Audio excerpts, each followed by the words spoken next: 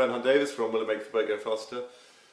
We've spoken so far this year about crazy goals, about concrete goals, and the everyday layer to make sure you can do what you need to do, achieve what you want to achieve.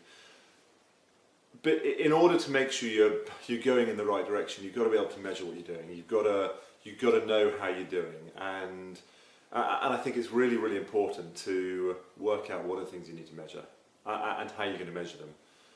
What are the key behaviours, the key actions that need to show up? How often do they need to show up in order to enable you to achieve your crazy goal? Now, some of the things you might want to measure in terms of pounds, some of you might want to measure in terms of the number of meetings or something. Some of the things you might want to measure on a scale of 1 to 10. If one of the things you need to measure is about how you're working together with other people as a team, then it's pretty hard to have definitive measures around it, but a scale of 1 to 10, it can be pretty useful. Now, giving yourself a 10 on the first day probably isn't the best thing, because you can always improve your performance at all of these things. So have a think through, what are the key measures you need to have in place, whether they be empirical or kind of gut feel, and then start to measure how you're doing.